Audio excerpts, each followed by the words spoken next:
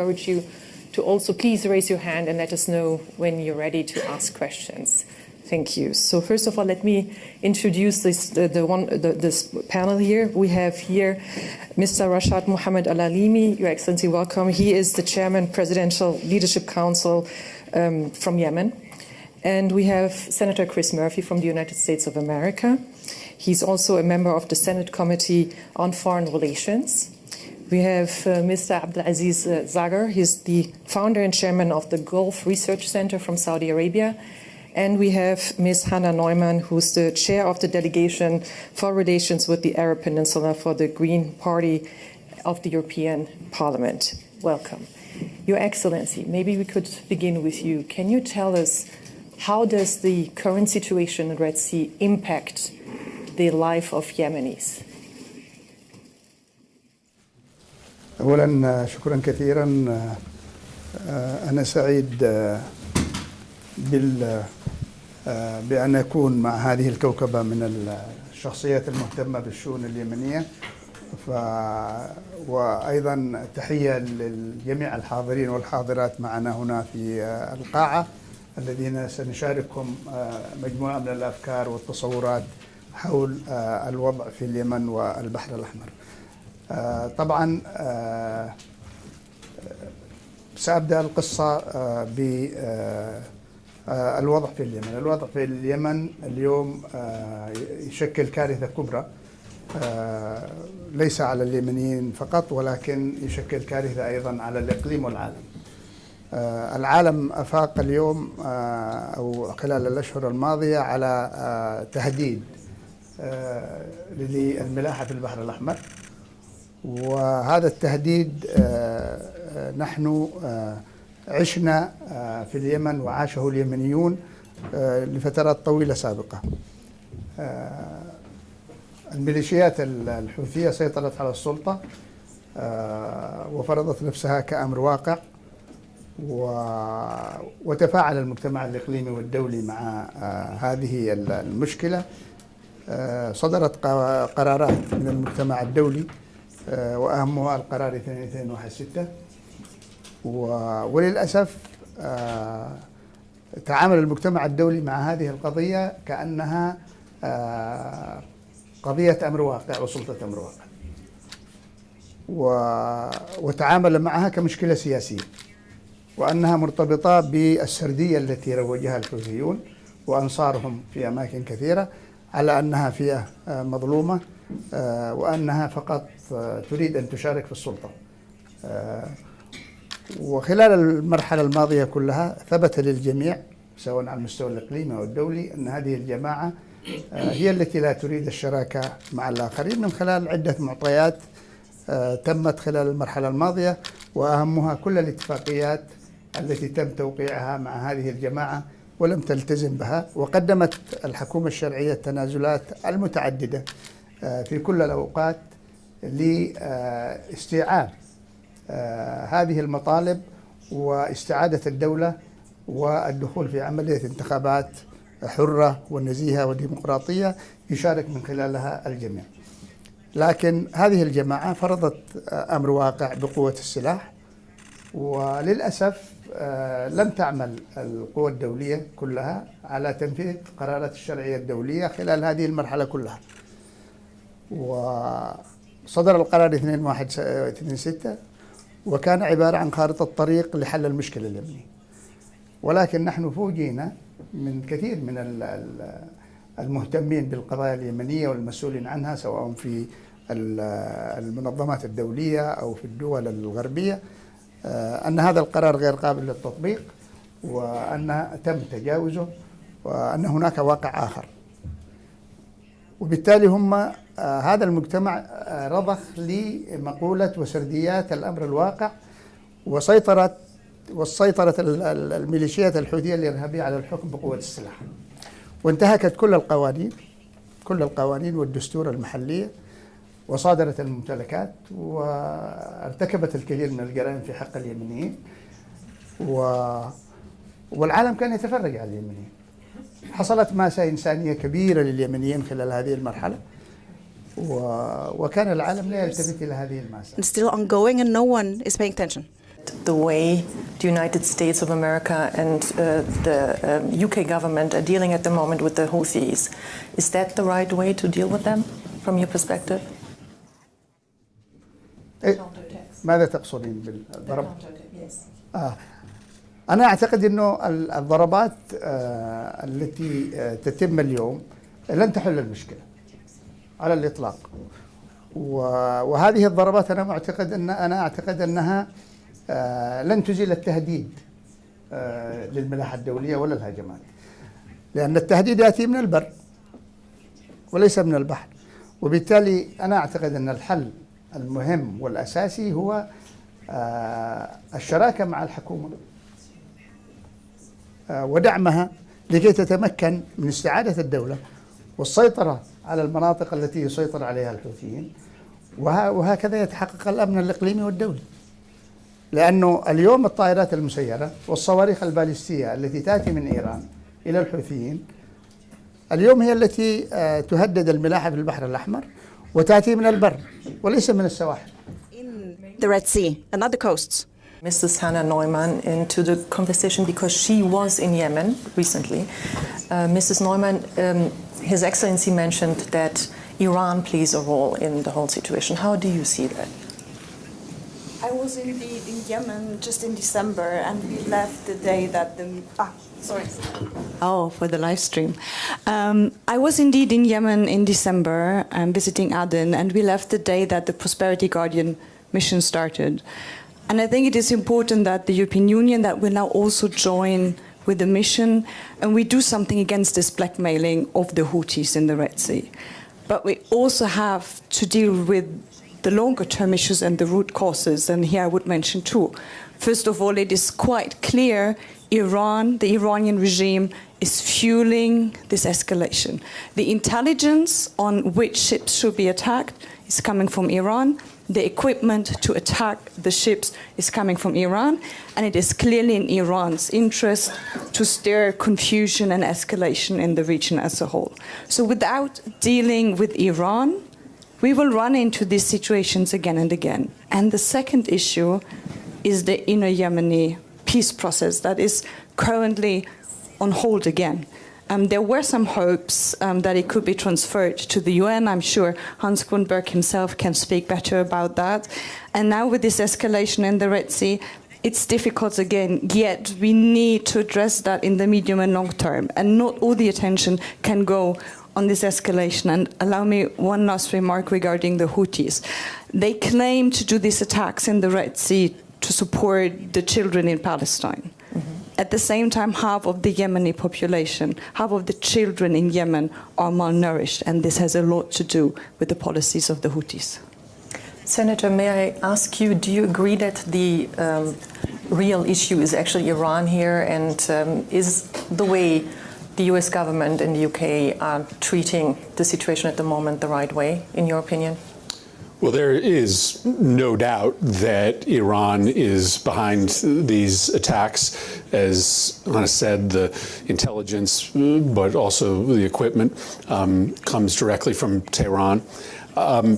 Listen, the United States is not going to stand by while the freedom of navigation is interrupted and U.S. assets transiting through the Red Sea are being attacked.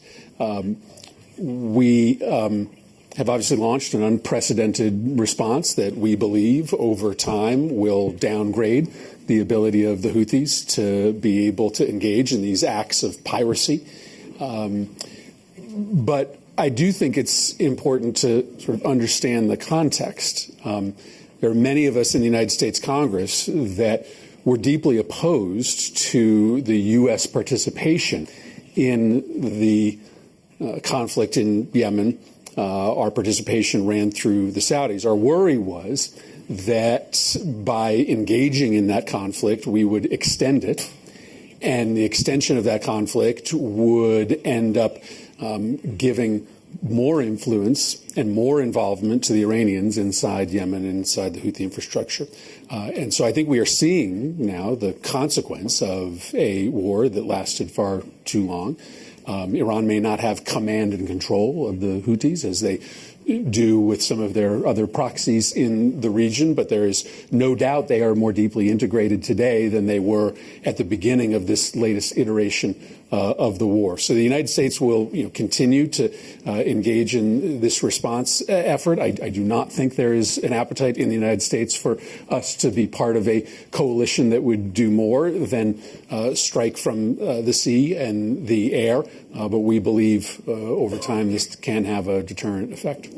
I just have to ask you to make sure we understood fully that is it that you say, Senator, that the war which the Saudi-led coalition had against the Houthis is responsible for what we are seeing today, that the Houthis became stronger, in fact? Is that what you're saying? No, listen, no one bears responsibility for what is happening today aside from the Houthis and their sponsors in Tehran, period, stop.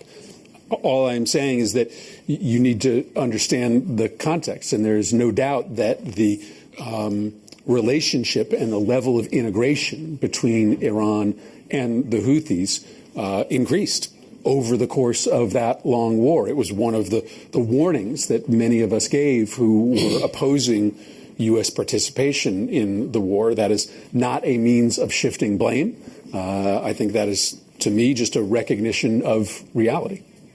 Dr. Abdulaziz Al-Zaghar, Saudi Arabia, in fact, had quite a experience with actually the Houthis for many years, the war. What advice would you give the US and UK governments today how to deal with this situation? What would be the right way to deal with it? Thank you, Suad. I'm glad to be here. Let me start by saying the Red Sea used to be a quiet corridor with no much activity going on in terms of terrorist attack or in terms of disturbance, until the Israeli and the Iranian start targeting each other. Then it became a very well disturbed. And the Red Sea in both sides, on the Suez in the north and the Bab el-Mandab in the south. To link what the Houthi have done against or launching their rocket or their missiles to Tel Aviv and link it to the Gaza situation is a big mistake for two reasons. It did not start today. It's already since 9 years. They're attacking vessels. They have their fast boat. They did piracies. They have done terrorist attack. And we have been saying this from day one. In 2018, when the coalition forces, they were close to gain Hodeidah, the British and the Americans said, no, you should not. This is a red line. This will have an impact on the humanitarian situation, on the Yemeni, so you should not do, you should not move. Why we did not join the prosperity forces? I think there are very clear reasons. Number one, we believe there is an international sea law, 1981, and this would have required a Security Council resolution instead of an individual country raising the sort of coalition like what the U.S. have proposed. Second, there is a serious negotiation between the legitimate government and the Houthi, that Saudi, with the support of the UN Special Envoy, coordinating the issues, which first has to deal with the hostages, the prisoner of war, and all these huge numbers. But at the same time, so we thought that, we did not want to disturb any issue related to that. Third, I don't think the U.S. and even the new European naval capability that they are looking for, a Saudi or UAE naval capabilities to support their presence there. They have all the majority of the capability. What they need is the legitimacy of the act. And fourth, we do believe in the region, particularly the GCC country in total, and Saudi Arabia and UAE, since they are part of the coalition, that having a diplomatic talks may result into a better answer. However, if you look at all the US and the British attack, it was targeting a naval capability the Houthi possess. And most of that capability, he took it from the Iranian side. As Dr. Hamish said here and the Senator, the information coming from Iran, satellite images coming from there, the missiles coming from Iran. So the triangle that has to do with the source of the weapon, the logistic and the route, the launching platform, and the storage. What the US did target and the British is the storage and the launching. You see, and lately some of the supply chain, but not the main source that coming from Iran, because in no way the US will involve in, at least for the time being, in targeting the source that which is coming from Iran. So dealing with that issue, it's a bit of a complex, but you can see that 3 countries in the region or in the Red Sea, they have suffered a lot. Egypt have lost 40% of their income. Saudi Arabia and the Yemeni in general, by the way, they are the biggest loser, because even the agreement they made between the Houthi and the Chinese not to attack any Chinese vessels, it did not work. It worked only to stop the attack on the vessel, but it did not help to reduce the prices, the cost of shipping and the insurance and so the Yemeni also are suffering from that one. So are you saying, in other words, if you would have to advise the US and UK government, you would advise them to attack Iran? No, I will advise them go to the deep root in the Houthi side. There, don't accept a violent then-state actor who took over the government and through the legitimate government and legitimize their act on the basis of what His Excellency have said, the al-amr al-waqi, siyasat al-amr al-waqi, the reality on the ground, and accept that terminology and deal with it. This is a violent non-state actor. If we accept this notion, where do we stop? Do we stop in ISIS in Iraq, or do we stop on the Ahrar al-Sham in Syria, or do we stop in Hezbollah in Lebanon? Where do we stop with that one? So, actually, Hannah Norman, since you were the one who brought Iran into this discussion, also with His Excellency, I will come back to you in a moment. What should the European Union, what should actually the West do here in terms of Iran, vis-a-vis Iran? It's easy to sound smart up here, and what we can learn from the Saudi experience in Yemen also is that bombing Yemen is not going to do any good and is not going to help with anything. So what indeed, is? Going to the root cause and Iran, and I would say let's start with being as clear in our rhetoric and politics vis-a-vis Iran as we are with Russia, because they are joining forces. They are also joining forces in this case, and we should check if, especially in Germany, it took us a long time to fully acknowledge how dangerous it is what Russia is doing, although the neighbors of Russia have been warning us and telling us. And some of that reminds me of the situation with Iran right now, where for years and years the neighbors have told us how toxic and how difficult it is. And because we thought there would be stability if only we are not too outspoken, we haven't been as clear. We haven't been clear enough. And now we don't even have regional stability. And let's not talk about the situation of people inside Iran. They are all suffering from this regime. I understand, but the question is, what should be done? So you say it should be clear, more words, more rhetoric, from what I understood. Is that what you also agree with, Your Excellency? Or would you say the world would have to go a step further and maybe use force? أنا أعتقد أنه الإيرانيين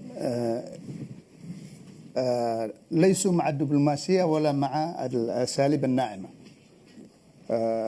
العالم كله جرب الدبلوماسية مع إيران الآن 40 سنة، والعالم يمارس هذا الأسلوب الدبلوماسي والناعم مع إيران.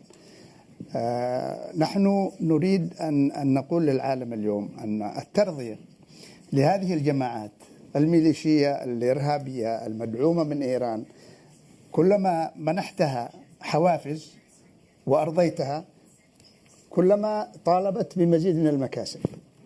وهذه تجربتنا نحن في اليمن مع الحوثيين ومع إيران. كلما أعطيناهم تنازل في إطار حرصنا على تحقيق السلام والأمن والاستقرار لليمنيين وللمنطقة، كلما ازدادوا طلبا لمزيد من المكاسب. والدليل على ذلك اتفاقية ستوكهولم. اتفاقية ستوكهولم الحديدة اليوم الذي هي الميناء الرئيسي والذي تنطلق منها الصواريخ والمسيرات وتأتي إليها أيضا الأسلحة الإيرانية، كانت الحكومة الشرعية على وشك السيطرة عليها، وكان لا تبعد الميناء إلا 3 كيلو عن القوات الشرعية، وتدخل المجتمع الدولي بكل قواه وأوقف هذه العملية ولأسباب إنسانية. اليوم وين الوضع الإنساني في اليمن؟ الوضع الإنساني أسوأ بكثير مما كان عليه لو سيطرت الحكومة الشرعية على هذه المناطق. وبالتالي أنا أعتقد أنه أسلوب الترضية وأسلوب المداهنة وأسلوب التماهي مع سلطات الأمر المواقع والميليشيات التي تخدم بالوكالة إيران في المنطقة، أنا أعتقد هذا أسلوب ثبت لنا نحن بالنسبة لنا في اليمن كتجربة أنه أسلوب لا يؤدي إلى نتائج، وإنما يؤدي إلى مزيد من تكريس الأمر الواقع ومزيد من السيطرة الإيرانية. والدليل ما نشهده اليوم في البحر الأحمر. البحر الأحمر خططت له إيران من وقت مبكر، وكان عندها استراتيجية للسيطرة على البحر الأحمر من وقت مبكر، وسيطرت على البحر الأحمر وباب المندب، وكان هو حلم استراتيجي بالنسبة لإيران. والدليل على ذلك أن إيران أعلنت أن البحر الأحمر أصبح بحيرة إيرانية.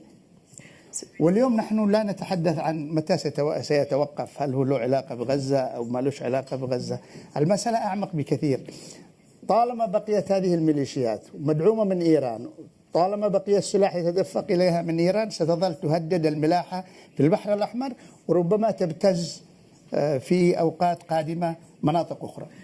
So, Senator, before I open the floor to questions here from the audience, I would like to ask you, what should the West do to also ensure that the humanitarian situation inside Yemen is not getting worse with all that's happening, or what can be done from your perspective?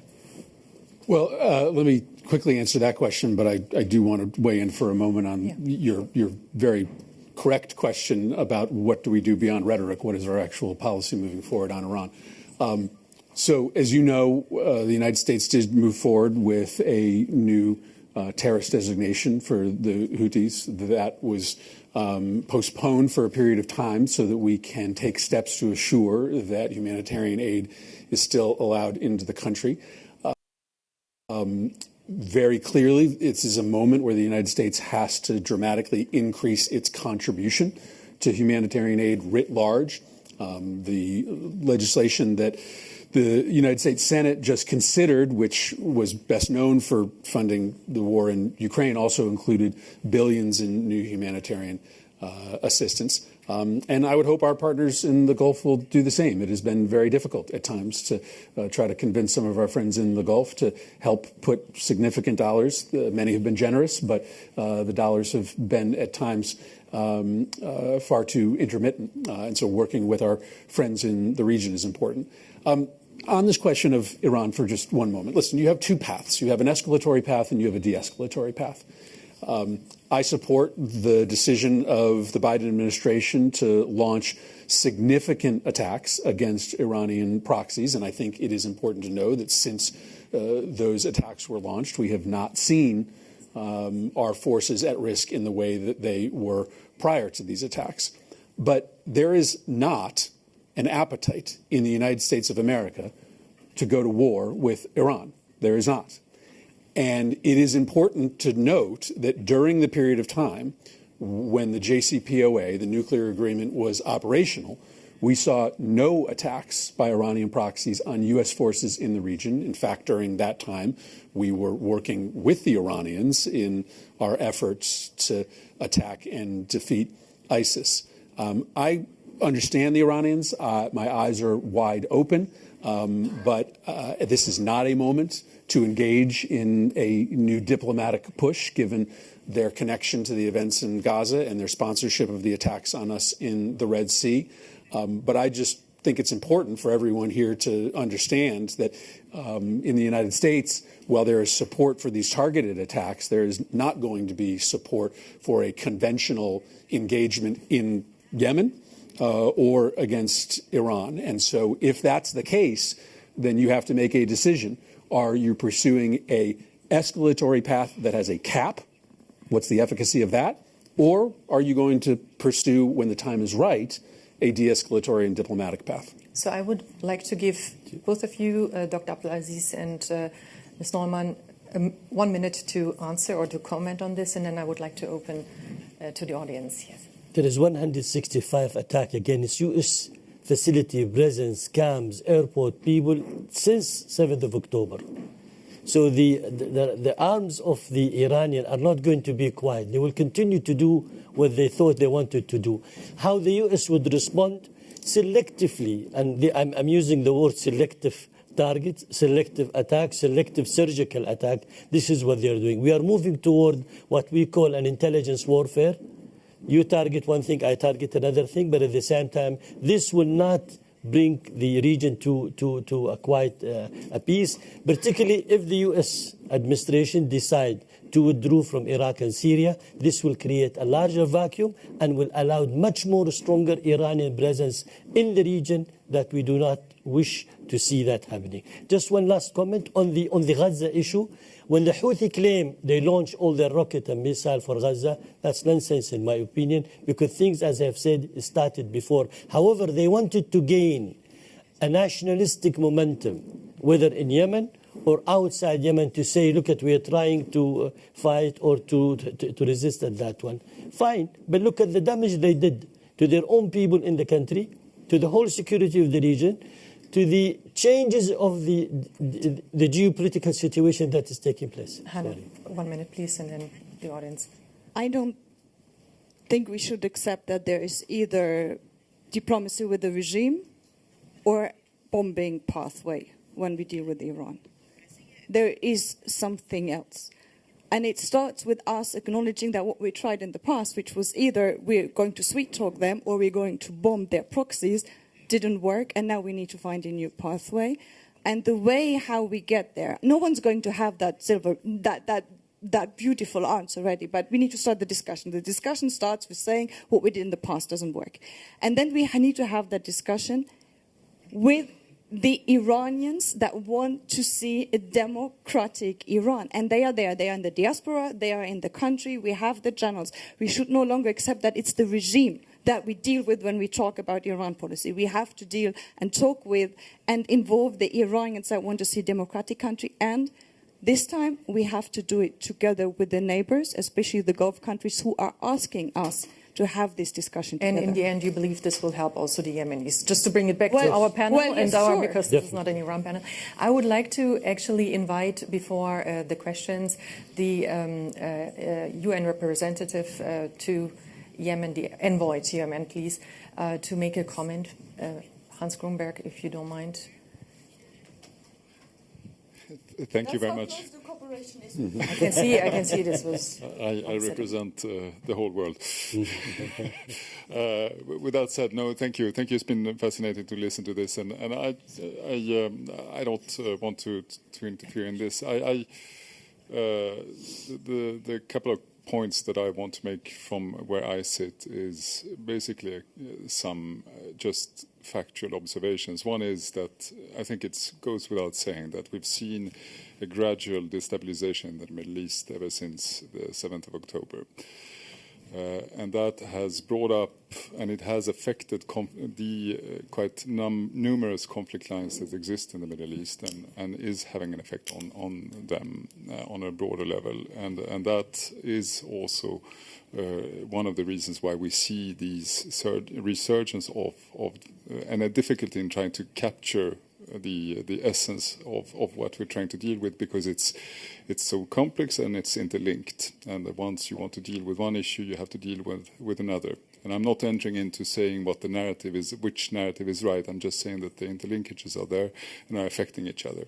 So from that point of view, and from where I sit, and you will have seen me in the Security Council a couple of days back, it's clear that the efforts that I have been engaging on together with all Yemeni sides, together with the international community, and the progress that we have seen in Yemen for the last 2 years, and also the serious way forward that we've seen in attempts to try to achieve a longer-term settlement of the conflict in Yemen, is at this fragile moment becoming more difficult to achieve.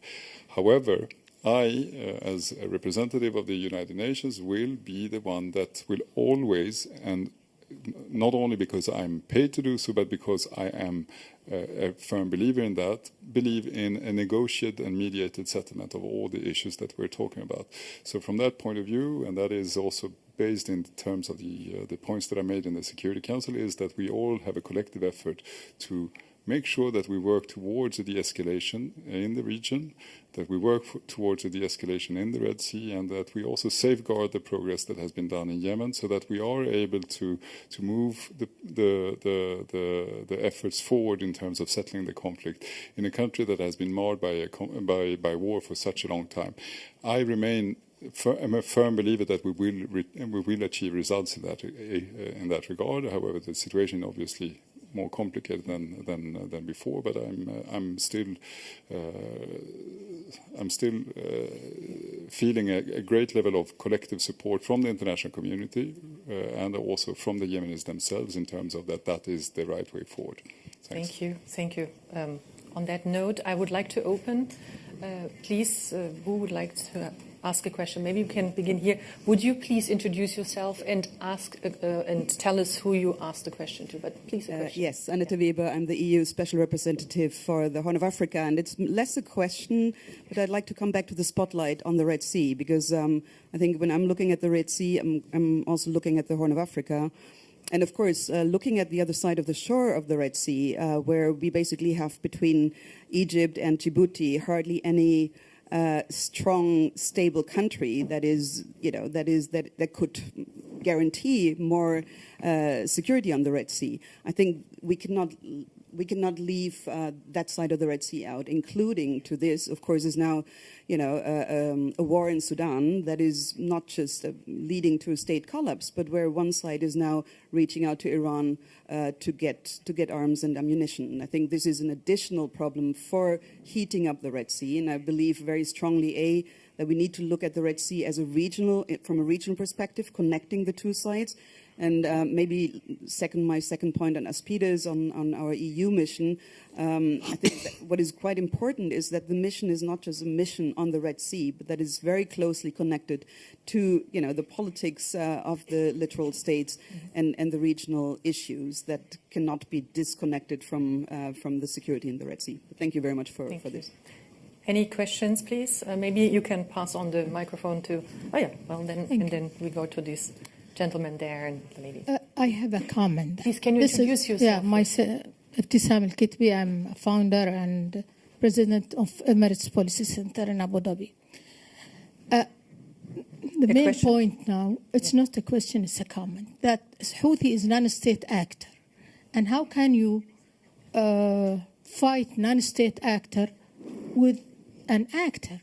You need to, and US and UK, they don't have strategy. You need to have a special force. How can you fight non-state actor? You couldn't defeat ISIS. The other thing, first you have to drive Houthi resources economically. Okay, there is Shabwa, there is where is he's taking his economic resources, and the other where is the arm is coming. This is how you have the holistic strategy. Now, regarding the European mission, how can you safeguard your ships? The missiles, you don't have ability. And that's the last question, because we have some other... And at the end, you need to go to the US. So actually, you asked 3 questions. I think you did ask 3 questions, actually. No, it's not a question. It is. It's and I would need to, because of the time, I would need to pass it on to other people. Yes. But before I let you answer that, maybe we can have one more person and give the questions back to the round and come to you. Please. I'll state my question in Arabic for President Al-Alimi. Yes, please.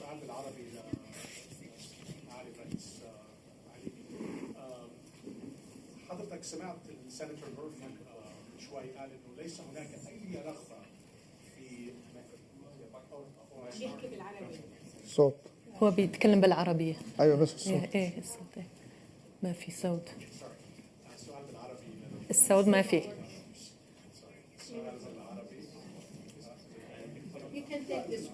Okay, sorry, it's on now. عفوا سؤال بالعربي لمعالي الرئيس رشاد العليمي. حضرتك سمعت سيناتور مورفي من منذ قليل قال أن ليس هناك أي رغبة في الولايات المتحدة في حرب مع إيران أو مواجهة عسكرية مع إيران، ولكن أيضا حليفكم الرئيسي المملكة العربية السعودية لا تريد أي مواجهة مع إيران. إن فاكت عندها تفاهم حاليا مع إيران، وعندها تفاهم مع الحوثيين أيضا. فكيف ممكن يعني نحقق رغبتك في ظل موقف المملكة؟ شكرا.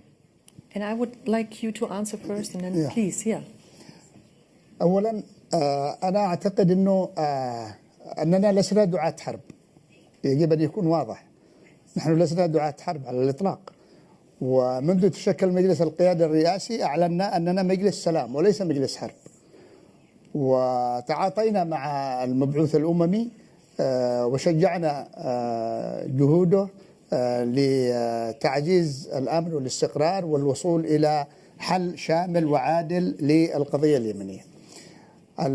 المسألة بالنسبة لنا لسنا نحن دعاة الحرب، نحن ندعو إلى السلام، ولكن للأسف لا إيران تريد السلام في المنطقة ولا أذنابها في المنطقة. واليوم نحن لدينا مشروعين في المنطقة يجب أن يكون واضح للجميع. هناك مشروع سلام سواء في اليمن أو في حل الدولتين في إطار تقرير المصير للفلسطينيين، ولكن هناك مشروع آخر وهو مشروع تدميري وفوضوي تقوده إيران في المنطقة. ونحن نموذج في اليمن، نموذج صارخ لهذا للحرب الوكالة. والقرصنة اليوم اللي بيتم من قبل الحوثيين هي ليست قرصنة بالمفهوم كما هو في الصومال، 4 أو 5 يطلعوا على سفينة ويختطفوها ويطالبوا بفدية. القضية أعمق بكثير. اليوم في حرب تقودها بالوكالة عن الإيرانيين الجماعات الحوثية الإرهابية بالصواريخ والمسيرات. والقوات الأمريكية في الأسابيع الماضية ضبطت كميات كبيرة من الأسلحة، منها غواصات وقوارب على شكل غواصة لا تطفو على البحر. We have a few more questions. وبالتالي أنا أعتقد أنه ليس هناك تناقض على الإطلاق. نحن نريد مزيد من الضغوط على إيران، تمام، ضغوط دولية على إيران على أذنابها في المنطقة، لكي بالنسبة لنا في اليمن لكي يستجيبوا فقط لعملية السلام. والذي لا يريد أن يقوله المبعوث الأممي وهو موجود اليوم أنهم رفضوا استقباله في صنعاء. هذه الميليشيات رفضوا استقباله في صنعاء. So would you allow, Your Excellency, that we take actually 2 or 3 more questions and bring it back to the panel so the audience has a chance? I think there were, please, the lady up there, if you don't mind, and then the gentleman in front. Thank you so much. Mina Al-Rabi, editor of The National.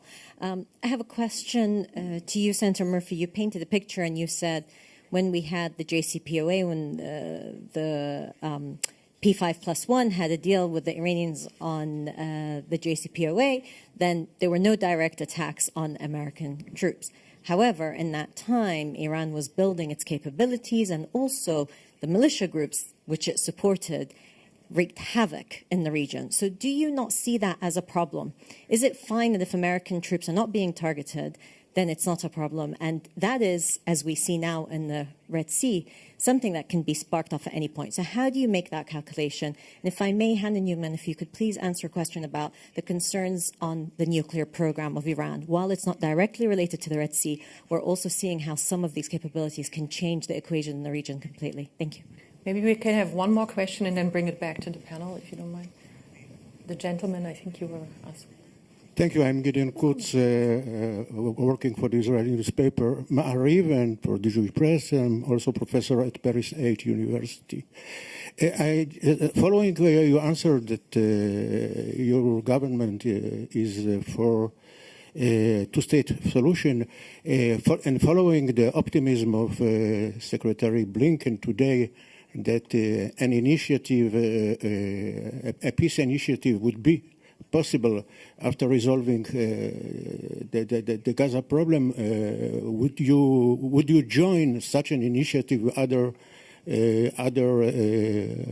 Arab countries to recognize Israel and to have relations with Israel, of course, under the conditions of Palestinian problem solution. And then, before we bring it back to the panel, this young man, but if you could be brief, please. Thank you. This is Bashar Al-Halabi from Argus Media. A quick question for the European reps in the room. I mean, this is the first time, not the first time, but we're hearing tougher rhetoric, at least from your side, towards Iran in general, and regarding security in the Red Sea.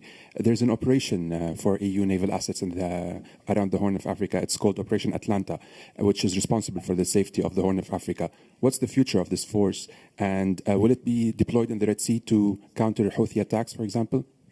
So I would like Hannah Neumann to answer first, then the Senator, and then you, Your Excellency, the last question, please. Thank you so much. And I start with the very concrete questions. So first of all, the tougher language on Iran has been coming, at least for me, for quite a while. I would even say from the whole of the European Parliament for quite a while. And we are trying to push other actors of the European sphere in this direction. With the mission, so there is indeed the mission Atalanta, and there was some discussion when the Prosperity Guardian mission was launched whether Atalanta could join, and we made the decision that we will send a very special mission only to contain the violence in the Red Sea. It's called Aspides. Ms. Weber has mentioned it, and it will be operational, I think, in a week to go, with 3 frigates that are very robustly armed to defend themselves and to defend the ships that they are guarding safely. On the nuclear program, here again, I think everyone is very worried because we know that the capacity of Iran has been rising to develop a nuclear bomb, and the JCPOA, which is the framework to which everyone in theory still holds on, is not working. The chief of IAEA, so who's observing all of that, said it's an empty shell. Biden said not publicly that it's dead. The Iranian regime walked away twice. So we need to look for a new way, and there is no way we can do that without the Gulf countries, who feel most threatened, of course, if Iran is moving closer to the bomb. So brings me to Senator Murphy. Would you answer, please, the questions of Ms. Al-Arabi? Well, with all due respect, the JCPOA was working for its intended purposes before the Trump administration canceled the agreement. So I think it's important to understand how we got to the place we are today. Listen, the United States obviously has important interests in the Middle East, but that does not mean every problem in the Middle East is a United States problem. I would argue that the question of who controls Yemen, at least prior to the attacks against our shipping interests, was not a core U.S. national security concern. Not that we didn't have a stake in that, but we should not have been playing such an active role in the military campaign, which ultimately did not help the people of Yemen in the long run. As to whether the JCPOA solves all the problems in the region, of course it does not, right? We identified core U.S. concerns, one being stopping Iran from getting a nuclear weapon in the short run, and 2, protecting our forces.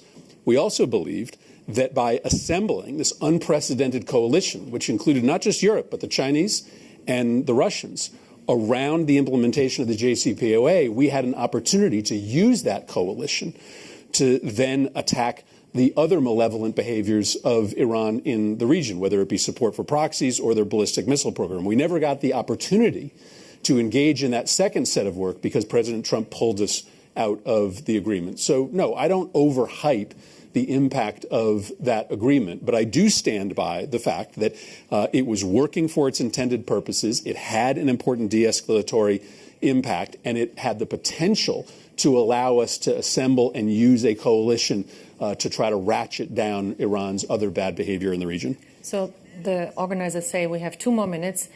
Dr. Abdelaziz, can I just ask you one quick question, and then I would like to give His Excellency the last word. But are you optimistic or pessimistic after what you heard here? And then I will give you the last word to answer. Optimistic or not optimistic? Right. Yeah. Well, no, I think there are 3 steps the US they went through. deterrent, defensive, and then offensive. The deterrent, Houthi did not listen to that, and they felt, they don't care about it. And then they went to the defensive. They were trying to respond to the attack that they received. And the third step, they went for offensive, targeting the naval capability that was representing the threat. Am I optimistic? No, I don't think I'm optimistic, as long as they have the means and the tools and the source of supply remains there and remains floating to them. Your Excellency, there was a question whether you would recognize or join the Abraham Accords. Maybe you could answer that briefly and then tell us what you think of the whole conversation here. شكرا كثيرا على السؤال. أولا نحن دولة عضو في الجامعة العربية، والجامعة العربية تبنت بالإجماع المبادرة العربية لحل القضية الفلسطينية، ونحن ملتزمين في الحكومة اليمنية بهذه المبادرة العربية التي نعتقد أنها هي الطريق والأمثل لحل القضية الفلسطينية. هذا فيما يتعلق بالجواب على السؤال. فيما يتعلق بالجلسة الختامية، نص دقيقة. فيما يتعلق بالجلسة، أنا أتفق على أن هناك التعامل مع الحوثيين يحتاج إلى 3 قضايا رئيسية. القضية الأولى وهي مسائل الهجمات اللي بتتم والعمليات الدفاعية والعمليات الهجومية، هذه يمكن تحد من قدرات الحوثيين صحيح.